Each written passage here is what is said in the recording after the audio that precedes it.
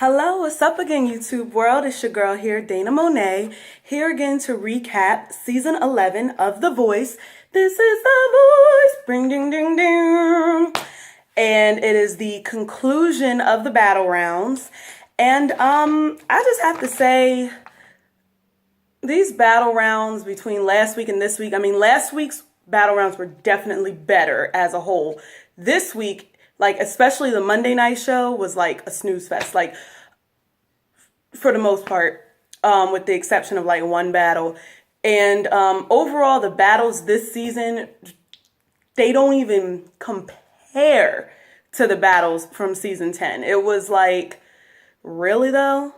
Really? I didn't even watch the Monday night show in its entirety because I got so bored. I had to watch the last two remaining battles on YouTube because I was like, this is so boring. I was really I'm like, where's people's fire? Where's people's angst? And then it finally happened on the last battle, which I didn't watch because it was at the end of the show. So that's what I have to say about that. But on the blogs and stuff, they viewed it differently. Michael Slezak on tvline.com and mjsbigblog.com. I was almost bored to tears. But there were some standouts, and I am going to talk about the standouts and maybe the other ones. It depends on how I feel. So we shall see. All right. So night 3, there were 6 battles that were shown in their entirety. And there was only one that I actually liked. And that was, of course, Aaron Gibson and Soraya. And they sang "I'll Take Care of You." And in my opinion, it was the only exciting battle of the night, as I said. I do have to say the screaming and yelling, it kind of annoyed me a little bit. It was a lot of ah! Actually, it was a lot of that on both nights. It's just a lot of rasp coming at you this season. But they both showed a lot of passion. Of course, I'm partial to Soraya because she's out of control, but in control. Kind of like Joshua Ledette from season 11 of Idol. And speaking of season 11 of Idol, Aaron's voice is unique, but it also sounds like Philip Phillips, who won season 11 of Idol. But it's at the cost of a lot of yelling, rasp, and screaming notes. I'm not into this. I can't even do it because I don't sing like that. But just screaming a note, I'm not here for it. But like I said before, it provided the energy that was lacking throughout the show, in my opinion. So Miley ends up picking Aaron. I preferred Soraya just because she just has more dimension, more range. And even though literally the dude sings just like Philip Phillips, even in the sense of only staying on the same 3 notes. And I didn't talk about him in the blind auditions, but I did write notes that he sounded like Philip Phillips and he sings like him in terms of not a lot of range and stuff like that. So, yeah. But Alicia and Blake pressed to steal Soraya, and Alicia stole Soraya. So thank goodness she was stolen. Of course, we knew she was going to be stolen, and she was giving me Shaka Khan with the hair vibes. So I'm definitely on your team when you give me big hair. All right. So that was the only battle that I liked on night 3. I'm going to briefly discuss the other ones, but I don't really care about them. The next battle that I could appreciate was Josh Halverson and Kylie Rothfeld singing "House of the Rising Sun." And I just have to say, I did hate the arrangement of it. It was too slow. It was there is a house in, it was I know it's slow like that in the beginning, but it just didn't have any punch to it. And also, I just have to say, specifically to The Voice, because y'all have somebody perform this goddamn song every goddamn season.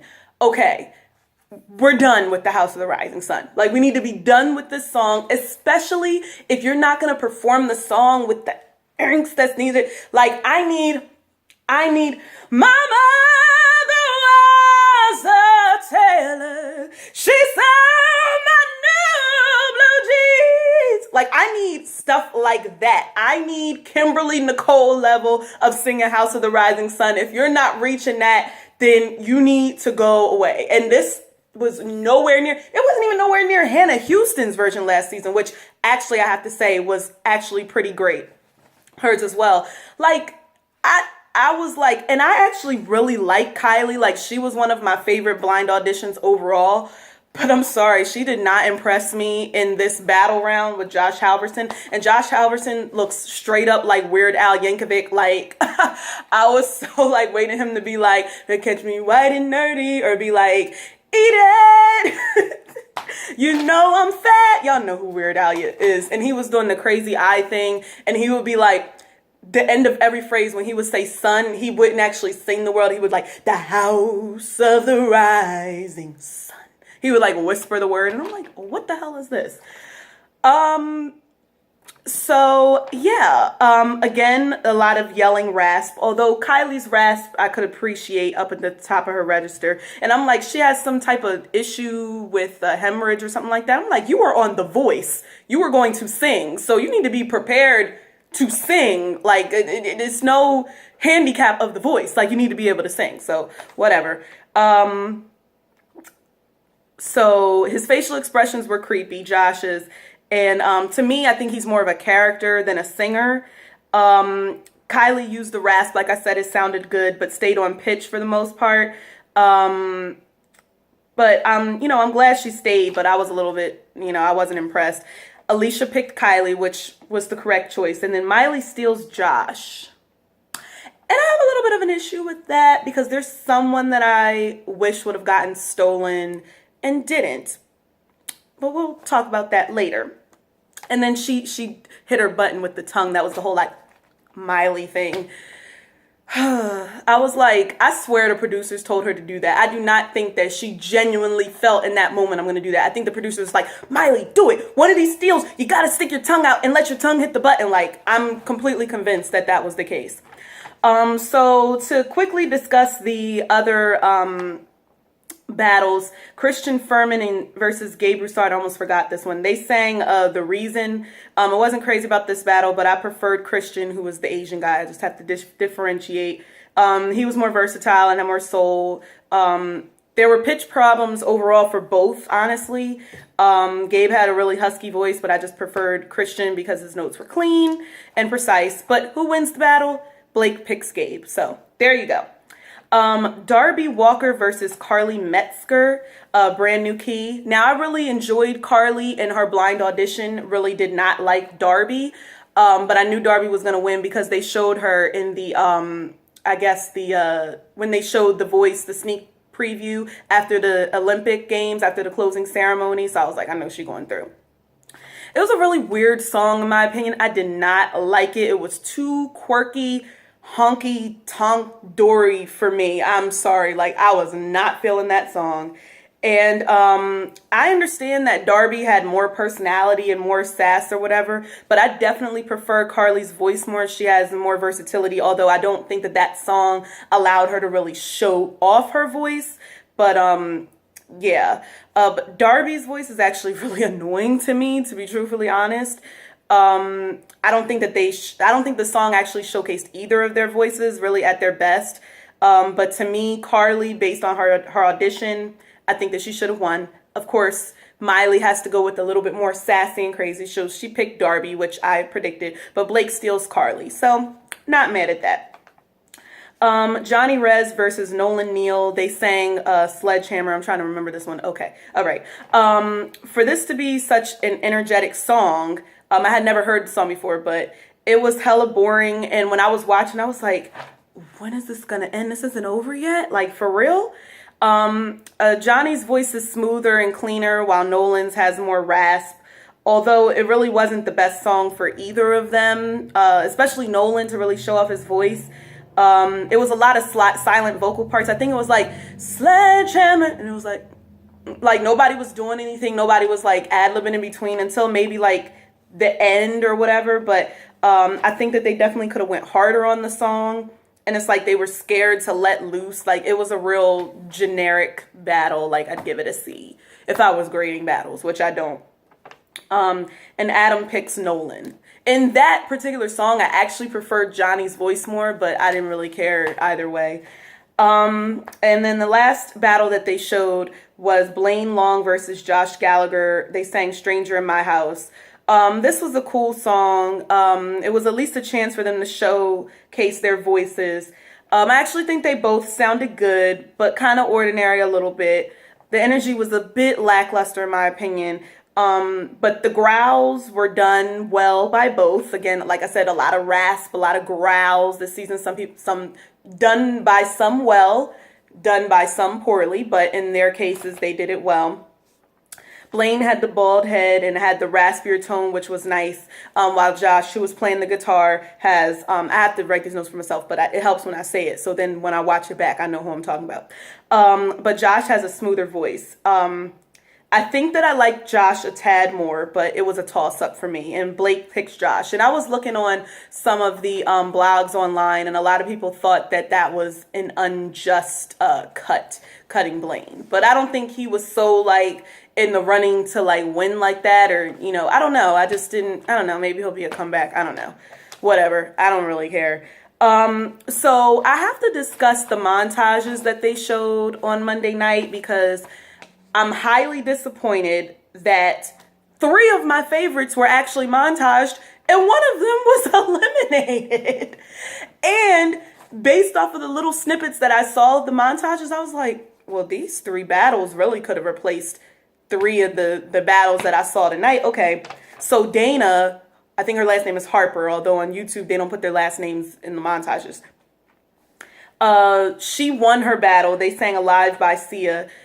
She has my namesake, so of course I would like to see, you know, her do her thing. So, you know, hopefully I can see her in the knockouts, because they usually montage at least 1 knockout. They gotta really stop with these montages. But wouldn't it have been cool to see people sing I'm Alive? It really would have been cool to see the next one. Benny and the Jets? Belle versus Hallie. Now, this was really interesting because Hallie sang New York State of Mind in a blind audition. I really loved her blind audition. And Belle was montaged, yet Alicia Keys ended up picking Belle. Now, she couldn't have known that the producers were going to montage the blinds, and the battles, because this was, you know, filmed months ago. But I found that really interesting. But I would have wanted to see a good Benny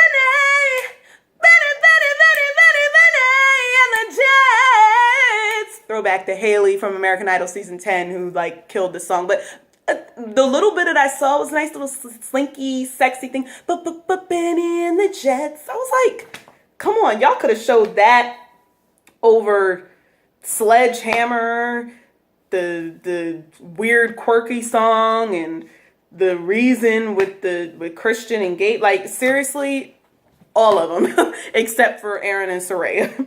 And then the last one was J Soul versus Simone, and they sang You're All I Need to Get By. Again, happy that Simone made it, but mad that it was montaged. So all in all, like, I seriously give like Monday's show, like, if it wasn't for Aaron and Saraya, then that episode would have probably gotten an F for me. Like, I was totally like not entertained. Sorry. So I probably gave it like a C-, and that's maybe being generous. That's just how I feel. Y'all may feel differently, but I need passion. I need fire. And I feel like I saw so much more of that last season. You know, I'll get into that later.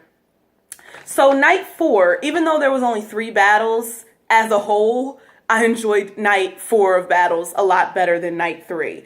So I will say that. So Gabriel, Violet versus Whitney and Shannon, and they sang More Than Words.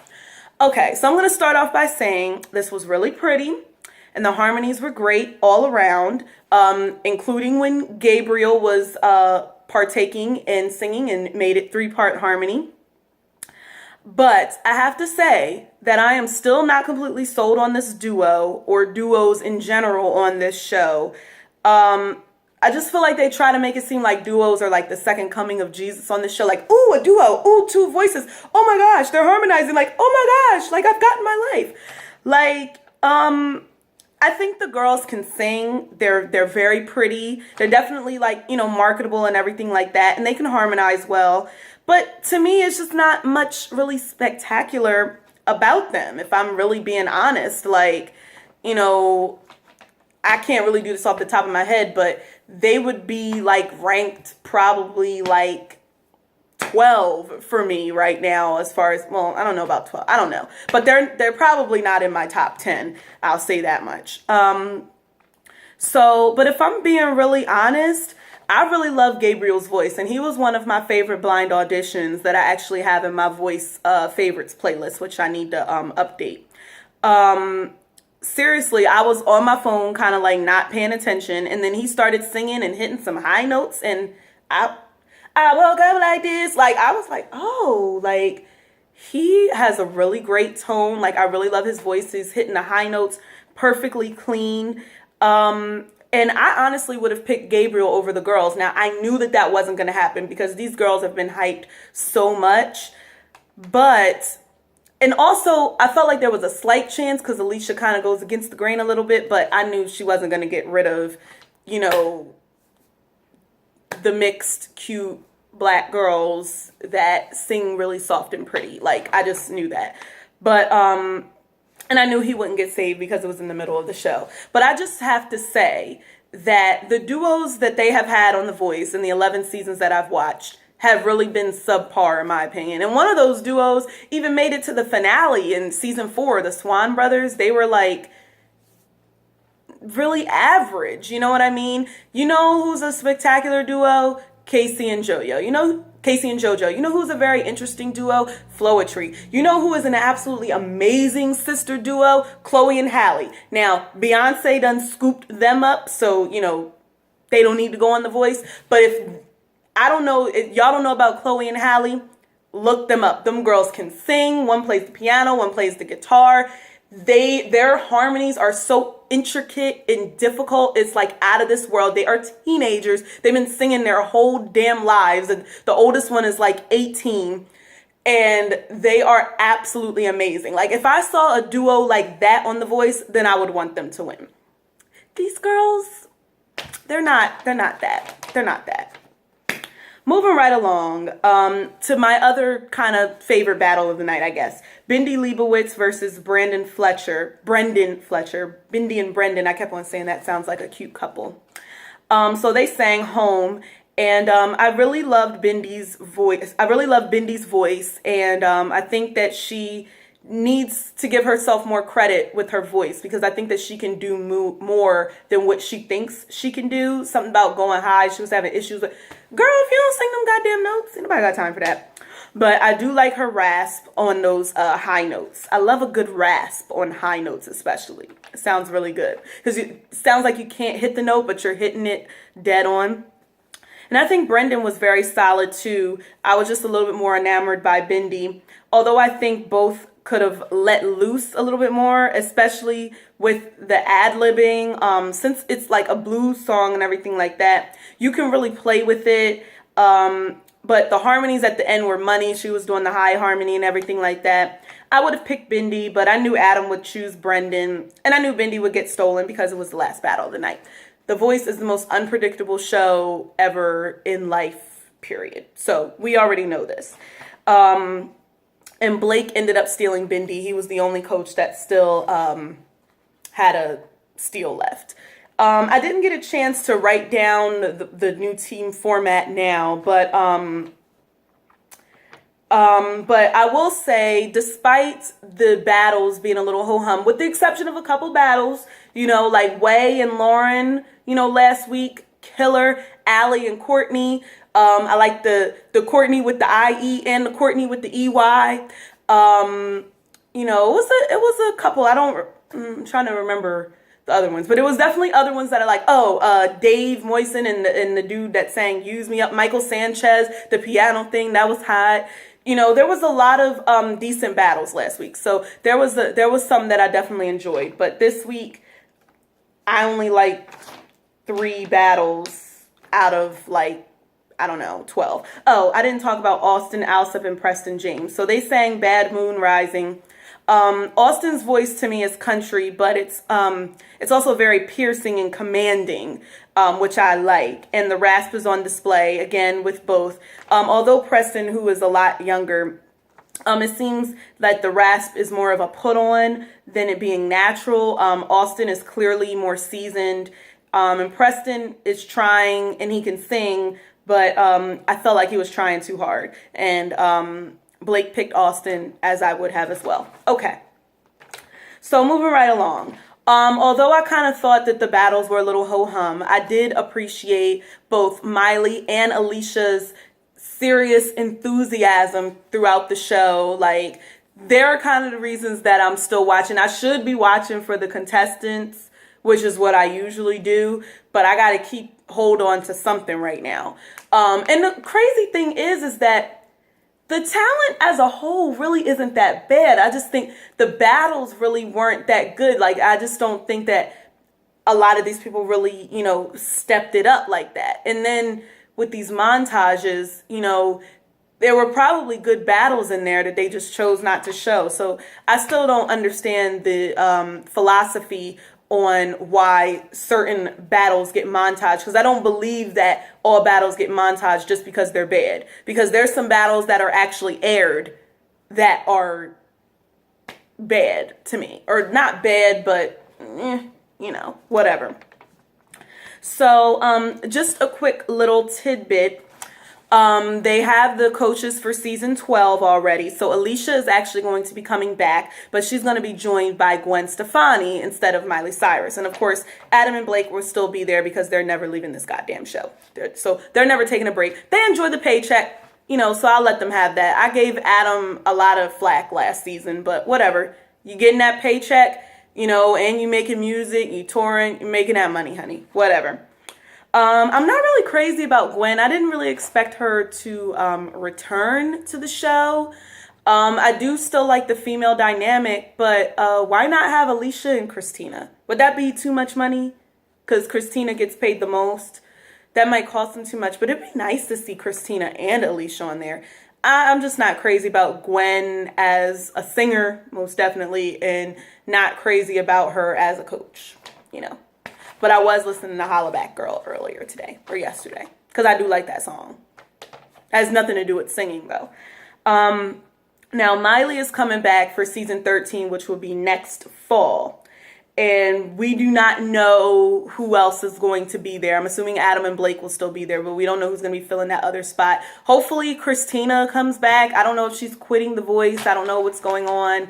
And a lot of people on the blogs were talking about how they don't like Christina Aguilera. And I don't really understand why people don't like Christina Aguilera. She's the only coach, with the exception of Adam, who's remotely trying to be honest or give some type of constructive criticism. I mean, she tries to do it without being a bitch, but sometimes if you bad, then you bad. Like, I don't understand. And she is the voice coach out of all of the seasons that has the best voice. And on the show called The Voice, I appreciate someone who can sing and has an amazing voice and can coach their contestants and really demonstrate and really show them how it's done. I mean, like, come on now.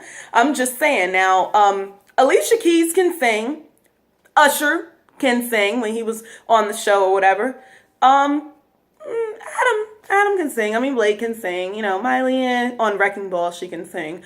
We know Pharrell can sing. He's more of a producer. Shakira, Gwen, Like, let's just be, it's just nice having a real singer on the show. And also Faith Hill and Tim McGraw will be mentoring the contestants in the knockouts next week. So nice husband and wife country duo. So that should be cool. They never had like a duo kind of mentor in the knockouts. So that could be interesting and cute. So I'm looking forward to that. People singing individual songs to see if they really have what it takes. But yeah, that's my thoughts on The Voice so far. Not really impressed, but I do still have my favorites. It's pretty much the same people, although Lauren has kind of moved up in the ranks. So Way, Allie, Lauren. I still like Dana, even though I didn't get to see her battle. Soraya, Courtney with the EY. It's all women. Although I do like Michael Sanchez. I like him a lot. And I liked his opponent, Dave. And yeah, that's about it. I feel like I'm forgetting somebody that I like. So I'll get back to y'all on that. But I'll see you guys next week. Have a good night. Bye.